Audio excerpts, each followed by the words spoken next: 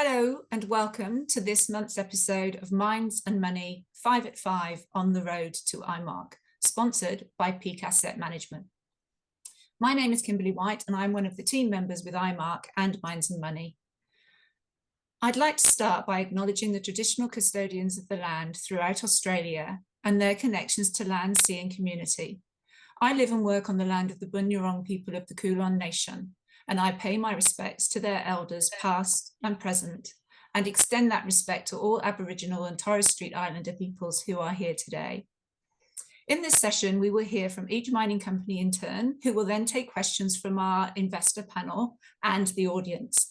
Any participant may ask a question using the Q&A function, and if you see a question you like, you can vote for it. I'd now like to introduce your host for this episode, Niv Dagan, founder and executive director from Peak Asset Management. Welcome, Niv.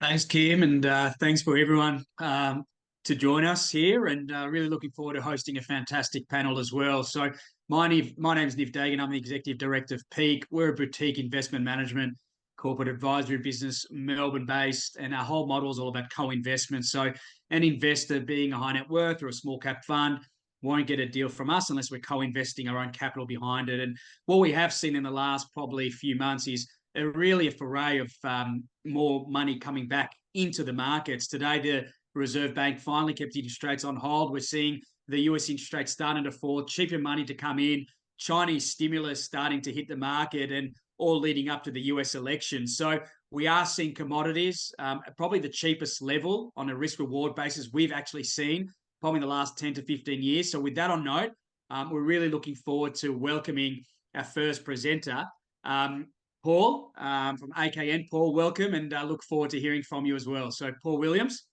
over to you. Thanks, Nev, and thank you to the Mines and Money team for the opportunity to present. So AuKing Mining, ASX ticker AKN, it's an exploration company with a range of uranium, copper and niobium rare earth projects. But our primary focus at the moment is our uranium exploration efforts, primarily with a project in southern Tanzania called Mukuju, and then a recently acquired early stage exploration play on the island of Newfoundland. And just to pick up on your comment, Niv, the market sentiment in the uranium sector, we've had the massive news in the last few days with Microsoft signing a $16 billion deal with the 3 Mile Island nuclear power plant to provide energy for 20 years. So these big AI, data companies are looking for energy sources, and clearly the nuclear sector is something they're focusing on. And then overnight, 14 of the world's largest banks have announced that they're going to cooperate in terms of providing financial assistance and targeted assistance towards the construction of nuclear energy facilities. So all of that's leading towards a lot of positive sentiment in the uranium sector. So next slide, please, Catherine. And so the focus is Mukuju in southern Tanzania. It was a project that was acquired for over $1.1 billion back in 2011 by the Uranium One Group, which is ultimately owned by the Russian Rosatom Group. An Australian company, Mantra, carried out a significant amount of work on this project, and we've picked it up. Our Mukuju project is right next door to this Niota asset. Next slide, thanks, Catherine. So in more detail, we've carried out a fairly significant amount of work on the ground in preparation for a drilling program that we're ready to commence. So we've identified some significant occurrences of uranium by way of auger, soil and rock chip samples, and then using, as that slide indicates, the historical radiometric survey, which coincides with or has a very similar signature to the Niota project, which is a world-class uranium deposit, which is just to the north. So we've got a 11,000 metre drilling program that's ready to start. We've been through all of the internal approvals, within Tanzania. We've got a drilling contractor lined up. And so it's about the process now. We're just looking to secure some funding by way of an entitlement issue. And I might go to the next slide with that, Catherine, thanks. So at the moment, yeah, so we're looking at raising just under $1.5 million from existing shareholders by way of an entitlement offer. We've got Niv is very importantly assisting us on the shortfall with that proposed raising. So what we're looking to do with the capital raising, there's a significant allocation of funding towards the drilling, the proposed drilling at Mukuju. We're also looking at a radiometric survey on our niobium rare earths project, and then the Newfoundland uranium project is also aimed at. We're looking to do a soil sampling program there. Some historical uranium occurrences of 22,000 ppm uranium in that area gives us quite a lot of encouragement.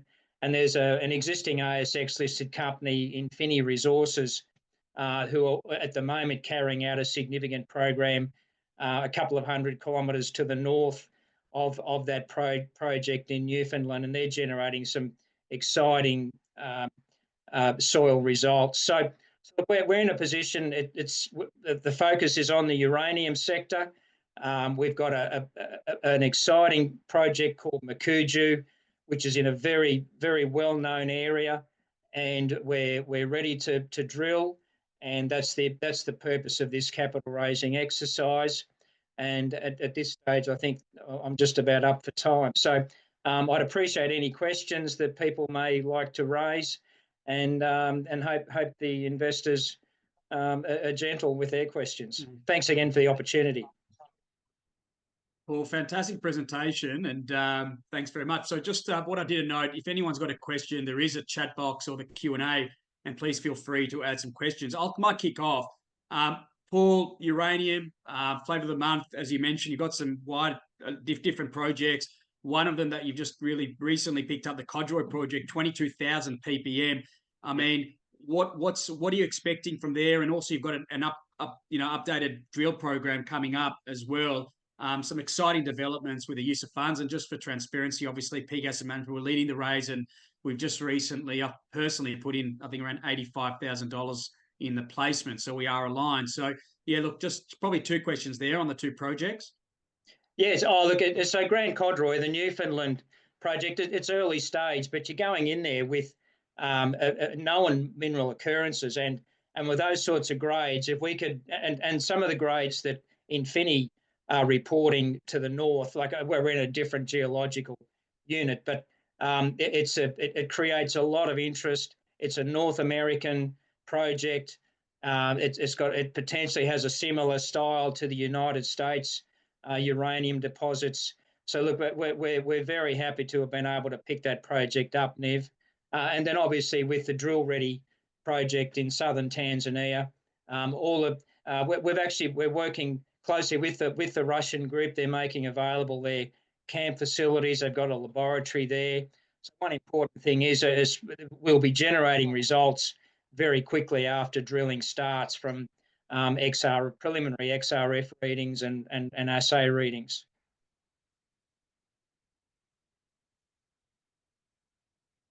Richard or Jeremy, any questions for Paul or for any from the audience? Well, I've just got one question. I mean, Tanzania as a jurisdiction, it's had its ups and downs over the years. Acacia obviously being the best example.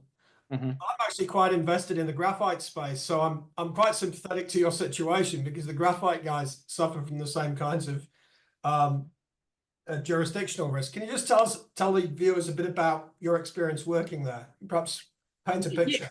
Yeah. Well, Jeremy, you look at yes. Look, that's an excellent question. I'll start firstly with what we're seeing. That the government and President Samia is really focused on. Well, I think that she set a target of 10% of the GDP in Tanzania would be sourced from the mining sector by 2025. They've already gone past that. there's a lot, and when you see, the big companies, there's some major projects underway in Tanzania. You are right though. There's some ups and downs where we did have a couple of licenses in another area that were taken away from us at an early stage, which caused us some grief. But that's a separate and distinct issue. There were some issues around overlapping titles and things, which unfortunately, it got us caught. But in terms of Makuju, we've got clear title, 100% ownership, and look, at all indications from the Tanzanian government and the Mining Commission officials is they're very supportive for the investment that's coming in already. Thank you.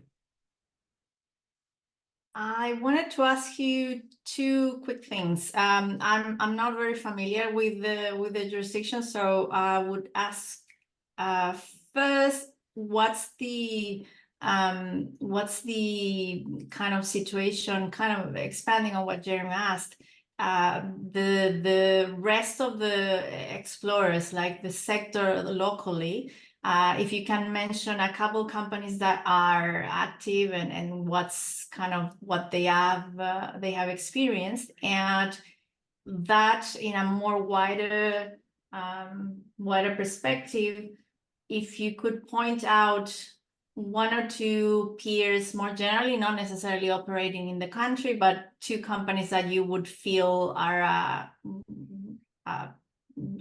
let's say, logical peer, or that you feel it's a relevant peer. Well, yeah, Paola, in terms of the participation by some of the, you've got, the Barracks have been operating, their gold mines in the northwestern area of Tanzania. BHP in the last 18 months or so went back into a large nickel project. There's offshore oil and gas projects that have got all the major players. Like in terms of contemporaries for us, you do have Lotus, for example. They have a significant uranium deposit just over the border to the south in Malawi. We've by and large got a foothold on the uranium assets, but then of course Rosatom, the Russian group, they own the Niota deposit. There's another Perth-based group, Moab Minerals, that are doing some work on some ground in central uranium ground in central Tanzania. It's from a uranium perspective, everything's shut down for many years, and it's only been in more recent times that things have started to wind up again. But no, look, it's there's a Jeremy mentioned that there's a significant number of graphite companies that are well advanced with feasibility studies and funding. So yeah, there's a lot going on over there, and we've participated in a couple of conferences in Dar es Salaam and in Tanzania, and there's an enormous amount of interest in the resource sector. Okay, gents, we might and Paul, apologies to cut you off. We'll kick off to the next, just conscious of time, but really appreciate your presentation, and Paola and Jeremy, thanks very much for your insights. Our next presenter, Cristian Moreno from Talk Metals. Cristian, love to hear a bit more about the story, and obviously we caught up last time at RIU, so it's nice to see you again, and look forward to hearing the Talk story. Thank you very much, Niv. Thank you very much to all the attendants to this presentation. My name is Cristian Moreno. I'm the Managing Director of Talk Metals, and I'm introducing one of the best junior gold exploration companies in Western Australia. So next slide, please. And next slide. So I'll give you, in this presentation, 7 facts, 7 reasons why you should invest in Talk Metals. The first one is going to be the capital structure. We just have 188 million shares on issue. I'll give you the project. We have 13 mining licenses, 4 prospective licenses, and 38 exploration licenses, for a total of 1,200 square kilometers of land, 100% owned by Talk Metals, in the best country in the world for mineral exploration, in Western Australia. The next fact is the gold grade. We have one of the best gold grades in the market. 3 weeks ago, we released 22 meters at 14 grams per ton, and a company that was better than us was just Spartan. But the difference between Spartan and Torque was that the hole was 600 meters depth, and our hole was just 170 meters. We have efficient exploration activities. All our expenses are less than 20% in admin costs. So this is not a lifestyle company. All the money that we are receiving from our shareholders is money that is going to go to the ground.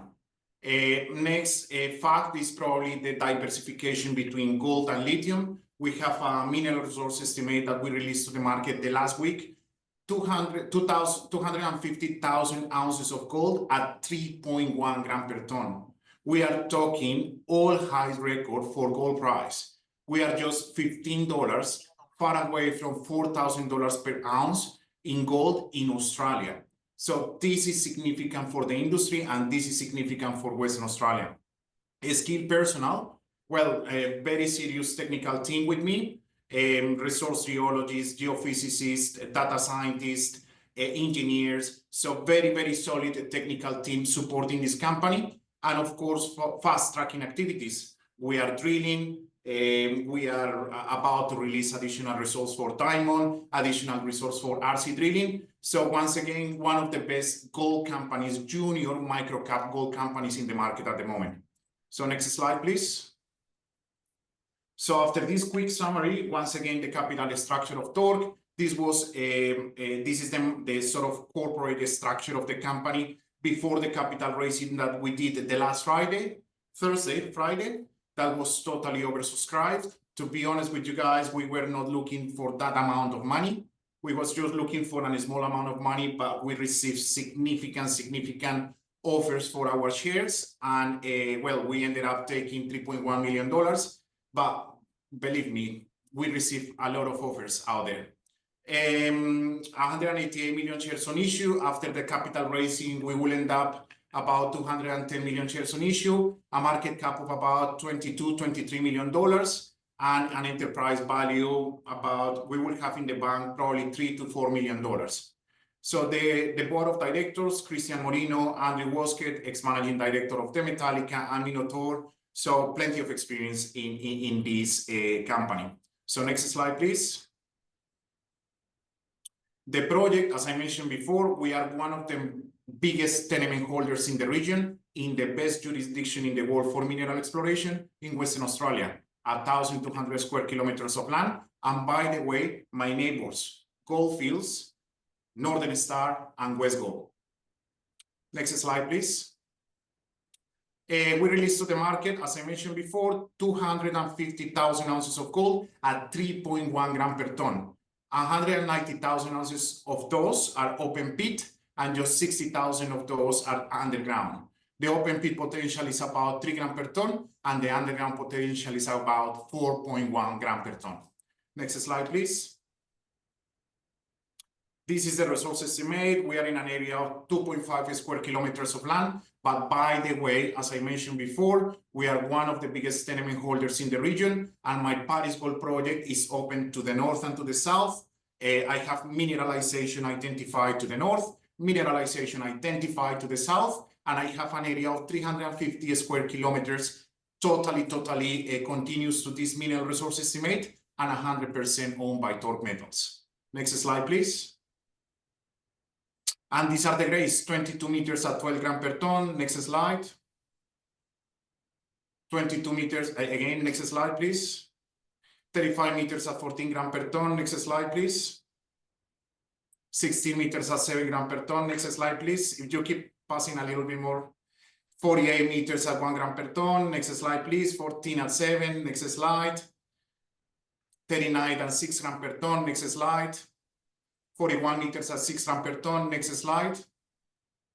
So as you can see, the gold grade is consistent. That's why we are releasing to the market 250,000 ounces of gold at 3.1 grams per ton. We have high grade and, by the way, shallow mineralization. On top of that, we have the Newton Lithium project. Is the next door project of Bald Hill Lithium Mine. We are the neighbors of mineral resources.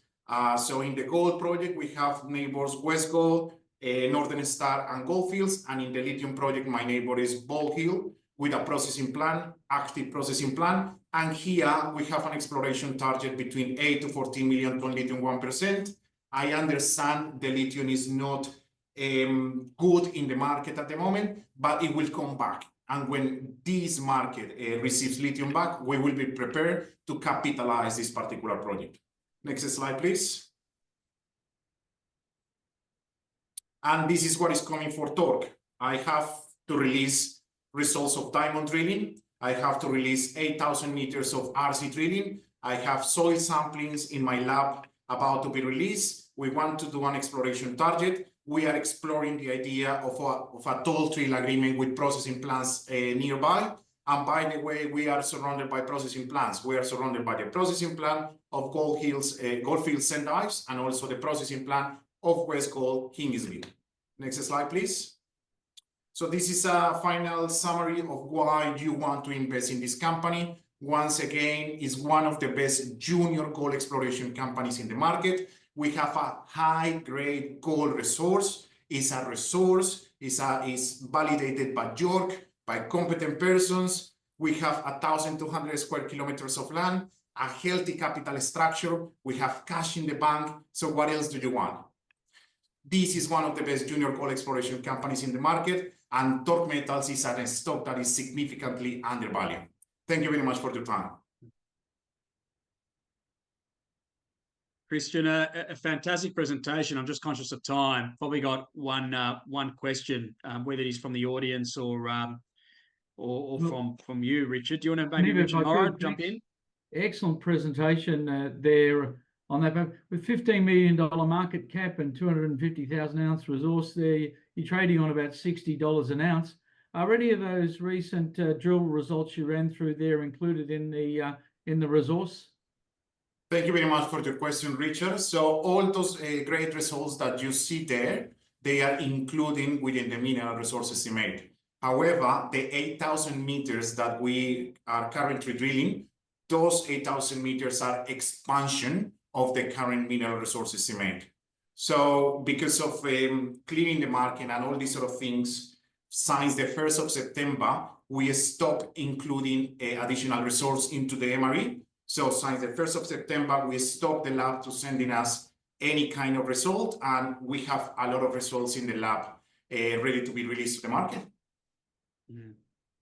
Fantastic. Cristian, thanks very much for the fantastic presentation. What we'll do now, we'll open it up just for a bit of a panel, Richard and Paul and Jeremy. So, and any questions from the audience. So, I mean, look, gold now nearly hitting 4,000 Australian dollars per ounce. I mean, it's the highest on record.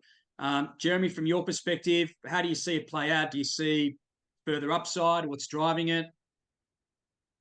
I certainly see that the gold price is probably not going south anytime soon. It's obviously been fueled by conflict in the Middle East, fueled by uncertainty around Trump and what might happen in the United States. I also think the silver price is an outside play to go up as well with gold. This gold-silver relationship, silver is quite undervalued in my view at the moment as well. And there are projects around the world pushing that angle. I think it's rather surprising that in the junior space, that the junior explorers really suffered because there was probably because discount rates have gone up and risk on the whole has been quite high over the last year. So their market caps have remained very subdued, and Cristian's is a very good example of an excellent company, which effectively has not yet got the benefits of this. And I think these junior explorers in the gold space may well jump quite a lot, more so than the producers at this stage. So that'd be my view. Good. And Paola, just from your perspective, what are you seeing in Synergy, and what are you excited about in terms of base metals and the next few months? Copper. It's kind of, it becomes a little bit of a repetitive story, but the good thing with copper is that because it's such a long-term theme, and it's been a long-term theme for a long time, But now it's something that is being talked about outside of the sector, which is so important for the energy transition and for all these plans that, you know, all these different countries have. But unless you have the not only all the minerals that we need, but the copper is the backbone of those changes, right? And seeing the price, the copper price so strong this year, and you know, we've been, it was for 4.3, something like that, for $30 a pound, which is it's a really good price, and we expect that things are going to remain strong. Obviously, fluctuations are going to come, and you know that there's nothing we can do about that. But the long-term view is so positive, and I think at the moment it's being sort of supported by the price in going back to producers and explorers that so often have copper and gold. It's supporting that story, right? So the gold is coming from the side, and copper is putting their good price together, and I think it's becoming a really good story that could last for longer, and it needs to last for longer because we need to incentivize generalist investors to come into the sector, which we don't have enough. There's not a lot of, you know, this is such a complex sector to invest in. We need to know so many things that investors, you know, regular investors can know. So I think these two metals are having a really good time, and I think it's going to be exciting to see what comes ahead. And I agree with what Jeremy said about you know, a story like Torque, and I think there's going to be more upside in these types of opportunities that have been overlooked, perhaps. Yeah. Richard, just wanted to throw it to you and what you're seeing at Ords. I mean, there's a big gap. Everyone's talking about the gap between the top end and the bottom end. When does that converge back to the mean? When are we going to see investors sort of shift out of the BHPs, Rio Tintos, CSLs and move into the smaller caps? Do you see that starting to happen right now? I'm actually, what we're actually seeing is money coming out of the banks and moving into the big end of the diversified miners. We're seeing the big cap golds start to move up, start to get a bit more confidence, and especially as they've reported excellent results and cash flows.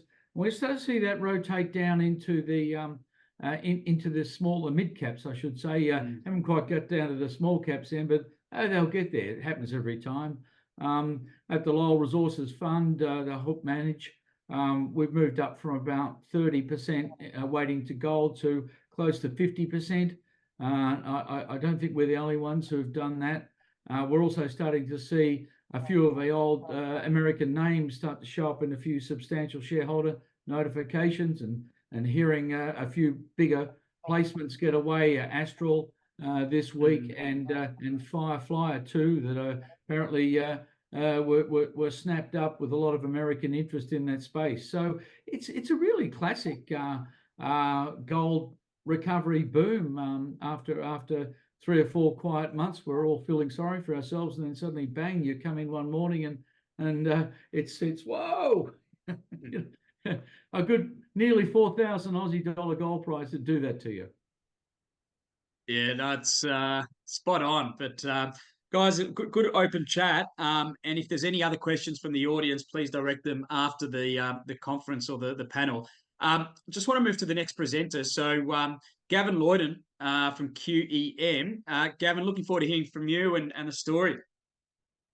Sure. Thanks for having me. We can start with the first slide if you like. QEM has got a project up in Julia Creek in Northwest Minerals Province in Northwest Queensland. We've got quite a fascinating resource up here, basically in an oil shale unit. And we will be looking to extract the oil component from that and produce a low sulfur diesel as the objective here. But with that, of course, we have the world's largest inline vanadium resource. We recently had a JORC upgrade, 2.87 billion tonnes of vanadium at 0.31%. That was a 28% increase, and more importantly, 461 million in indicated category, which again makes us the largest globally and gives us over 100 years of resource access. And to go with that, about 700 million barrels of oil in situ. Now, obviously, we won't be getting all of that, but that is a substantial increase in the 2C category, which we would be able to get into. And we had a maiden 1C category of just a small one of 6.3 million barrels, but we'll look to increase in that on the next drilling campaign. So we've got quite a large resource. Resource is not our issue. It's all about the processing. Next slide, please. We've recently completed a scoping study a couple of weeks ago, and this is the first time we've been able to put any numbers to anything. And if anyone has tried to get a scoping study through the ASX recently, you'll know how highly vetted these things are these days, and for good reason. But we have a very positive project, 1.1 billion post-tax NPV with an 8% discount, IRR of 16.3%, a payback period of 5 years. Now, the pre-production capex we've got in there at 791 million. It's closer to $1 billion with the contingency, owners' costs, EPCM. With a life of mine of about 30 years just in that first mine pit. So we've got an extra couple of locations to the east in the project that we'll look at sometime in the future, but we've actually got enough to go on with 30 years of resource. Annual production outlook is about 5,500 tonnes V2O5. Now we're going for a 99.5% purity, or sorry, a 99.95% purity for V2O5 because our objective is to feed that into the vanadium redox batteries or the vanadium flow batteries, which are required here in Australia to meet the energy transition. And interestingly with that, we've got about 313 million litres of fuel per year. So that equates to about 860,000 litres per day, which sounds significant, but it's just a touch under 4% of Queensland's requirements for diesel. Diesel consumption in Queensland has gone up 180% over the last decade and continues to move in that direction. So we see it being around for quite some time. The way we describe this, it's globally significant for vanadium. It's only locally significant for fuel distribution. But it will help with those resilience issues that we have at the moment, given that we're importing over 93% of our liquid fuels currently and pretty much 100% of diesel. So that's put us in a little bit of a predicament. If we break that down to OPEX costs, we've got V2O5 just above the lowest production costs, lowest quartile, I should say, of production costs globally, which is around $5. So we're a little bit above that, but those quoted numbers are based on a 98.5% purity. And as I mentioned earlier, we're going to a 99.9%. And the fuel around about 59 cents a litre. So that's terminology that people can understand. Next slide, please. And similar to Paul, we have recently put out a renounceable rights issue. Looking at his, it's almost identical by the look of it. Market's quite tight at the moment, but this will allow us to look after some of the shareholders that have been with us on the journey. As you can see, the register is still extremely tightly held. Top 20 is still holding nearly 73% of the company at the moment. So we're looking for a larger spread. But we certainly want to reward those investors that have been with us for the entirety of the journey. So interesting times. We've got a bit of work ahead of us, of course, but as I said, it's more about process. But we have built a pilot plant that extracts the fuel successfully, giving us 180% yield on what it says is in the ground. It's not black magic. It's a supercritical process using a hydrogen donor solvent, which, without getting too technical, actually expands the hydrocarbon chain. That's how we can get that result. On top of the fact that a modified Fisher assay is a very old way of measuring in situ value of the kerogen resource. So we're doing a raise at the moment to raise 3 million. 2-for-1 renounceable rights issue. Folks can get the details from that, of course, from the ASX or from our website. But I think that's me pretty much out of time. So happy to take any questions. Gavin, a few questions from the audience. Firstly, can you talk a little bit more about the Australian vanadium market and its long-term potential? Yeah, sure. Well, particularly here in Australia, we've got a number of different resources for vanadium in Australia, Western Australia, mostly in the magnetite. Up where we are in Queensland, it's a sedimentary deposit from an ancient inland sea. So they're distinctly different. But to answer the question about going forward, I think Australia, and particularly here in Queensland, where they own the grid, they're going to be the consumers of these vanadium flow batteries. They've pretty much decided that is the answer, and that's the solution for grid scale support. I think that's been identified in China some time ago. Most of their excess vanadium, ex-steel, of course, is going into vanadium flow batteries. Just announcing another 7 gigawatt hours of storage using vanadium in China. That's a big chunk of the global capacity for vanadium production as it stands at the moment. It's about 125,000 tonnes a year of vanadium metal. If you convert that to V2O5 for batteries, it's about 200,000 tonnes. So 10,000 tonnes of vanadium is required per gigawatt hour of storage. So you can see that's a big chunk of the market. And of course, that's going to drive the future of vanadium. It's all going to be about the batteries. You know, the lowest, you know, assessments by some of the pundits is it's around about a 200% growth. And anywhere north of that, the World Bank just put out some higher figures than that. But for Australia, I think we need these solutions for the grid if we're going to meet the energy transition goals that have been set before us. And vanadium flow batteries regarded as long duration energy storage over 4 hours. So they're the best solution and suited to the Australian climate. Any other questions for Gavin? Okay. Our next presenter, Vincent Algar. Vince, can you hear us? I certainly can. Can you hear me? Vince, yeah, nice to see you. So Vince, Chief Executive Officer of Tennant Minerals. We recently raised some capital for you, Vince, to fast track your potential copper discovery at Tennant Creek. So looking forward to hearing from you and getting a great update. So Vince, over to you. Yeah, great. Thanks, Nev. And great to be here. Can I have the first slide, please? Great. I was under strict instructions to use only 3 slides, which is a good thing, so that I can stick to the core things. And I chose these 3 slides because I wanted people to know this is the absolute core of what is important about Bluebird with respect to copper and gold. So we'll just start with the location. It's a project that's located on the eastern end of the Tennant Creek copper mineral field.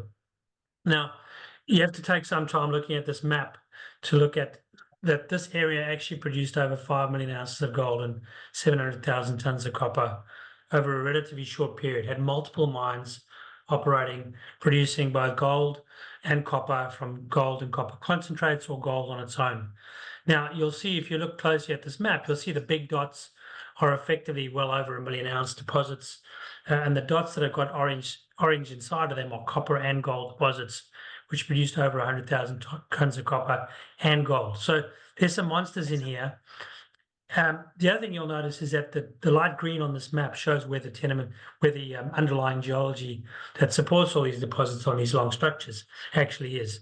And over at Bluebird, where the new discovery was made a couple of years ago, is completely blind. And in geological terms, that means it's hidden under cover from what we normally would see.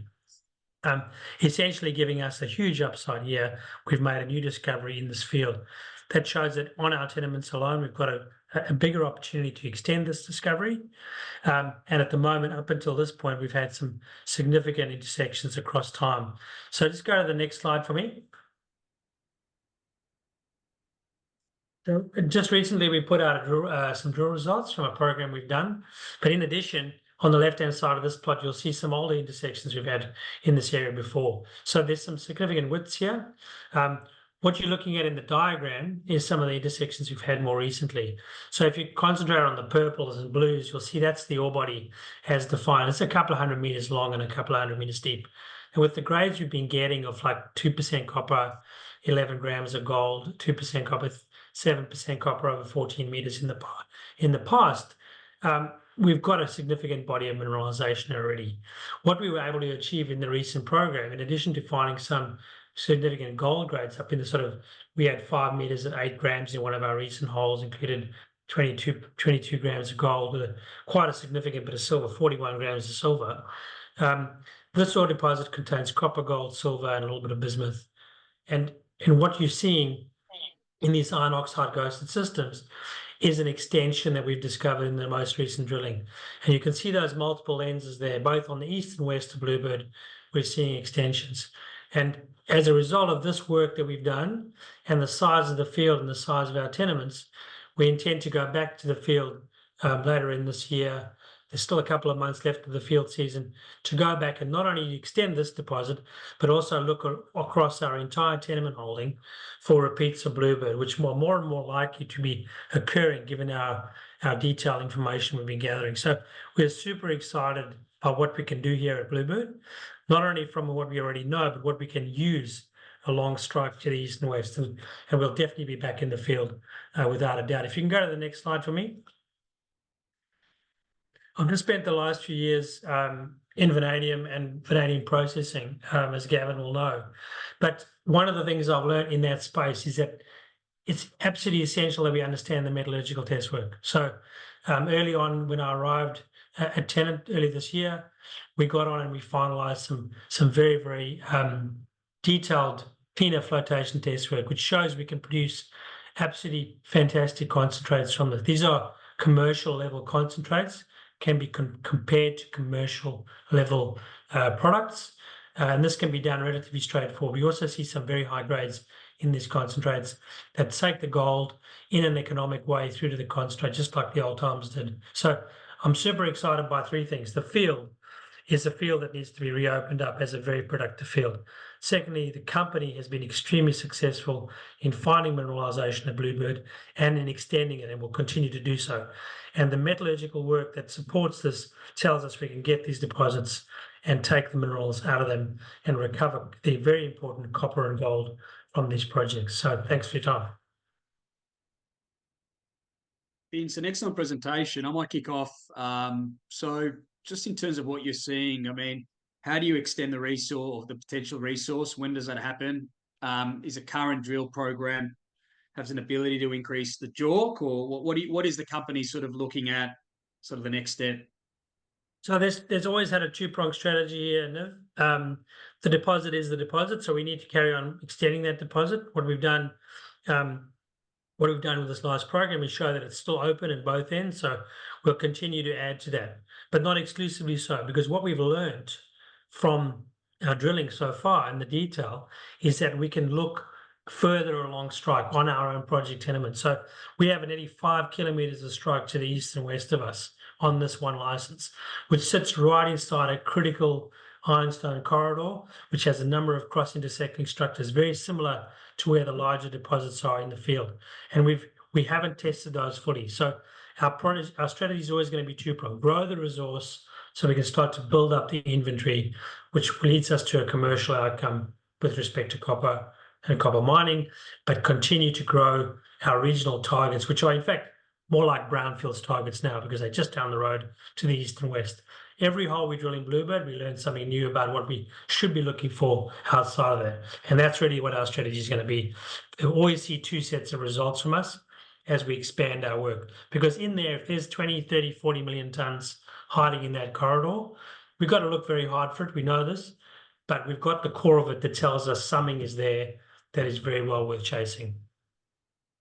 And just a question from the audience before we jump to Richard Morrow, regarding JORC, because I know the ASX are making it a lot harder in terms of the competent persons. And so just in terms of the JORC report, is it mandatory to put in, and how are you seeing the changes of the ASX ruling impact sort of mining and even you, Vince?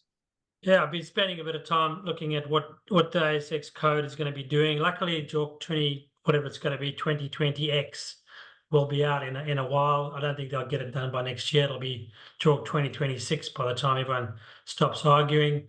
That'll create some more difficulties around the economic definition of what is potentially economic recoverable. That's going to make it hard for us going forward. But what it does mean on the upside is that if you do have an economic resource and you're comfortable with it, then you can get that resource out there. So that's one thing to consider. Some of the other changes to JORC in the future might be difficult for a number of players on the approvals timelines and the approvals requirements with respect to the ESG requirements. But again, if you're onto something good and you do your homework and you work with the communities properly, you should have nothing to worry about those things. But it's the stuff in between those cracks that is going to be harder to work with. At Tennant with Bluebird, we're very comfortable where we stand. Vince, one more question come from the audience just regarding the drilling. I know you advise that there will be another drill campaign before the end of the year. Can you give the audience listening a bit more about the context? Is it diamond drill? Is it what's the sort of the size? Is it RC? What's the objective? And thanks to the work that with capital raising we did with you and your team and your colleagues in Sydney at GBA, we've definitely well funded to do all of those things. I think it's always a case of choosing your best outcome, and our best outcome is to extend along strike significantly our opportunities in the Bluebird corridor. So if you look at that, you've got to pick which drill type is going to get you that at the most cost-effective and high speed way. So we're right in the throes of that. Can't give much detail except the fact we know we are going to do it. We've got time to do it, and we've got money to do it thanks to your team. So we'll elaborate as we get there. Richard Morrow. Yeah, Vince, thanks for your presentation there.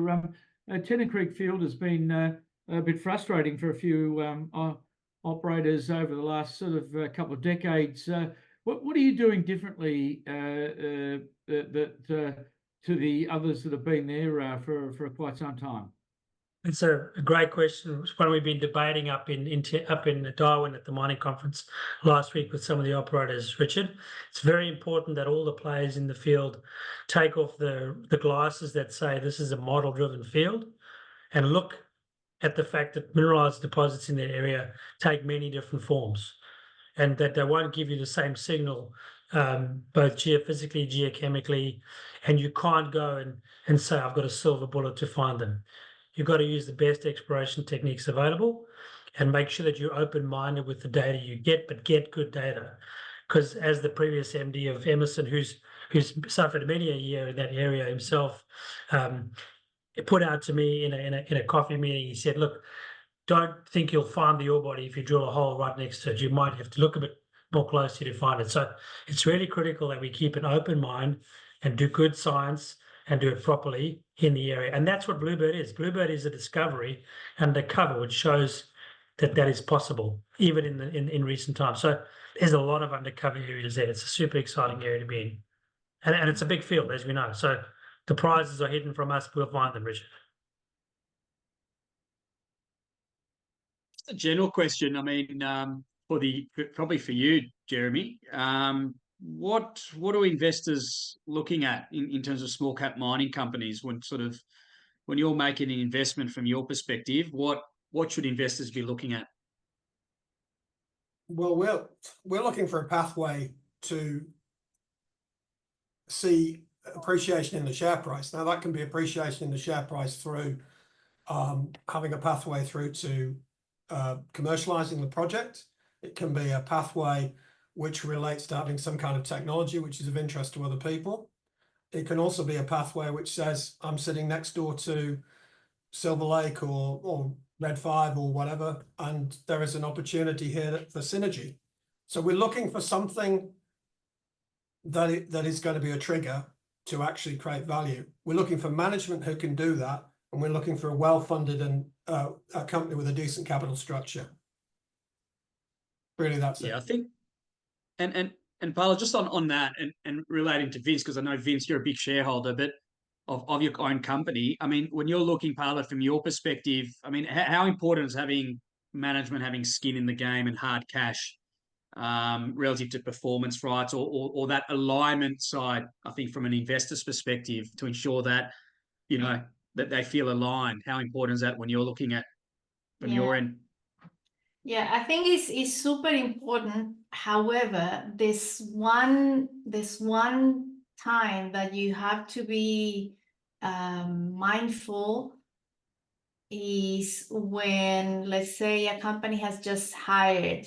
It's not, it's not the CEO. It's not someone that co-founded the company and brought it up from nothing. If it's someone that gets brought in after, you do have to, take that into consideration. If it's the founder and the initial group or one of the group that started, you have to make sure that they're not I keep talking about lifestyle companies sometimes, and there's a lot of that. Sadly, I do find more good companies in general, but the skin in the game has to be genuine, and ideally, you want to make sure there's a progression. Because everything that Jeremy said, that's spot on. That's what we look for. However, when it's a company that has kind of coasted, for decades, and you look at the value creation and it's not there, many times it goes back to that initial group, to the management. Who are they? Why did they decide to do this? This is not an easy thing to do at all. Starting a mining company, exploration mining company, is a difficult endeavor. And if you're gonna do that, you have to do it for the best reasons. That's what I think, and that's what we think. It's so important for investors to keep monitoring that. And I think today, because there's so many different platforms and avenues where you can get this information, not necessarily from, not everybody has the access to a Bloomberg terminal, right? So retail investors that want to be informed and do this, they can do that today, and they can monitor and they can make sure that the alignment remains. Excellent response. Cristian, I don't know if you can hear us, but just a general question for you. I mean, why is it, and I know you didn't find it difficult because your capital raise was extremely oversubscribed, and well done to you and the team at Euros, but generally speaking, why is it difficult to find funding for gold exploration while prices are at record highs? How was your experience, and what would you recommend or tell other CEOs and management teams right now? Well, thank you very much for the question. It's a very, very important point. As Paola mentioned, this is not an easy job. Like, I think that being a director of a mining company is the most difficult job in the world, like, really. In terms of the question, you see gold producers performing really, really well. In fact, you see them processing less than 1 gram per ton, and yet they are still making money. Mid-cap, you see companies out there with 2, 3, or even 4 million ounces of gold, and they are doing pretty well in the market. And I think that Richard mentioned when I was presenting, that is the normal cycle. I believe that sooner rather than later, probably next year, that money is going to start flowing down into the junior sector. And why that hasn't happened yet? And the answer probably is going to be the interest rates in the US. While you keep the interest rates in the US high, it is better off for an investor to put his money or their money into this sort of low risk asset and generate some cash. But now that the interest rates are going down in the US, and that is going to happen probably around the world, all that money that is being accumulated there, that money is going to start flowing into the market, and probably and potentially into the risky sectors such as exploration. So hopefully, fingers crossed, I'm totally right. And hopefully that money is going to go to every single sector and every single commodity in the market. Why? Because if all my peers, all my companies, all my colleagues out there, they perform well, we are going to perform well as well. Yeah, that's absolutely spot on. I think what we are seeing from a peak asset management perspective is a lot of money in the last 12 to 18 months has been tied to high term deposits, fixed income securities, credit funds, exchange traded funds. We do need that catalyst to move that money into riskier assets. And absolutely, you're right. I mean, interest rates is the right barometer, combined with the Chinese stimulus, combined with potentially fiscal movements across global markets and cheaper money to come through, should bode well for the small caps. And that's why probably buying down at these levels is probably the right strategy, or at least reducing some of that weighting. Obviously, general advice, not personal advice, but that's what we're doing from an asset perspective. Are you doing the same thing, Jeremy and Richard and Paolo, from your end? Yes, I think certainly from our perspective. I mean, just to as at this morning, I think there were 64 ASX companies that had gold companies that had an EV of less than $5 million. Now, that makes Cristian's positively overcapitalized, doesn't it, at 22 million or whatever it is? But he's obviously much further down the track, and he's got a really nice project. But some of these guys as well, names like Solstice, for example, they're cash backed with $17 million in the bank. These kind of companies almost can't go wrong. And at that level, you've got to be investing at this level in the market and hoping to get that kind of multiplication effect as the market improves. And I think Cristian's spot on about the interest rate argument. I'm sure that's why money has not flowed.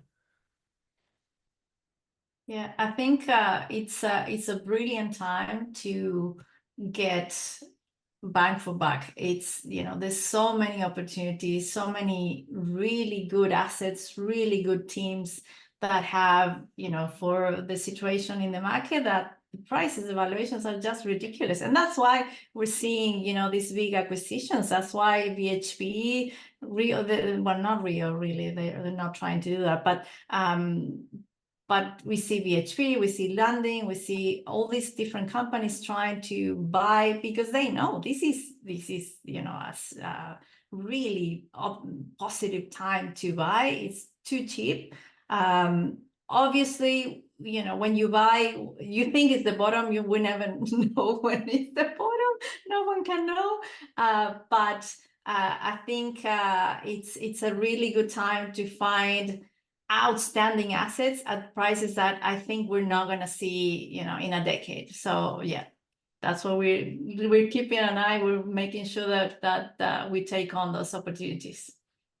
Yeah, and it's also interesting, Paola, what we're also seeing, the institutions have moved up the pecking order. So they used to play in that sub 10, 20, 30 million market caps. They've really moved to that 200, 300 because of that lack of liquidity. So as small caps start to outperform, they'll have to go back into that smaller caps, and that will create further liquidity. So look, we're in a really, really interesting perfect storm right now.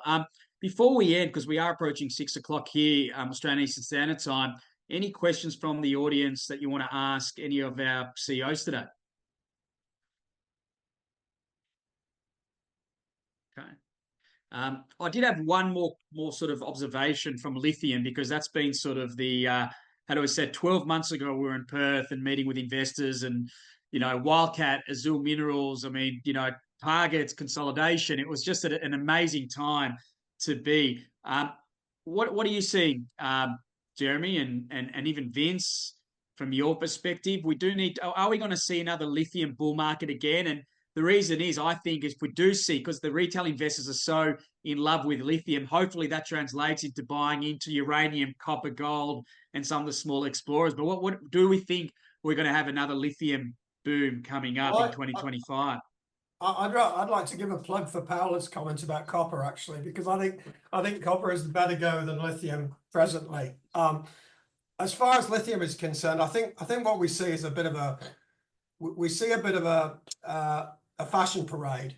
And for a while, lithium was part of the fashion parade. Then we have the next one, which is probably cobalt, and we have the next one, which may be uranium, and the next one, which may be something else. Now, I'm not saying all of these are not justified, but they all run way past the point at which they are overvalued, and then they pull back. So we're in this kind of consolidation phase at the moment, and I'm sure lithium will come again. Whether it will come as strong as it did originally is another question, and that depends on battery technology and how it develops. If I can say a little bit, I think it's going to come back, because this is cyclical business, and the long-term use for lithium and lithium-ion batteries, that hasn't changed. What has changed is the viability. That's what we think. The viability of how long this transition is going to take, how many mines are going to be needed, how much investment is going to come in. So there's all these variables that are trying to make something happen. And at the same time, this is such a small sector. It's kind of still a little bit opaque, so you still have that volatility, implied volatility, if you will, that it just means it's a difficult space to work on, and it's a difficult sector to grow, and it's growing pains. That's, you know, that's to me, it's super obvious. It's growing pains. We started working with lithium a long time ago. I think it was 2006 or so, and we've seen already several booms and busts. And every time we think, oh, it's dead, it's never gonna come back. And no, it's not. It's gonna come back, because the long-term thing, the long-term story, the long-term thematic, it's there. And you know, Jeremy said, yeah, copper is going to be it's a better story. Copper is a bigger story as well. That's the other difference. It's copper has a massive difference in scale versus lithium, which is a small sector. And I think right now investors have to be a little patient. You have to wait, because this is going to change eventually. All right, so we just want to close it off. So for everyone from a peak asset management perspective, we really want to say thank you very much for all the speakers and for everyone listening. And what a fantastic panel. So looking forward to seeing you all at IMARC. Kim, any closing remarks? Thanks, Niv. Thanks, everybody, for your involvement today. Yeah, my IMARC is coming up 29th to the 31st of October. We'll continue to have some great presentations from some awesome mining companies, mining spotlights. Investors aplenty will be there, and lots of great conversations, and hopefully carry on some of the conversations that we've had here. So thanks, everyone, for your time. Thanks for your involvement, and see you all at IMARC.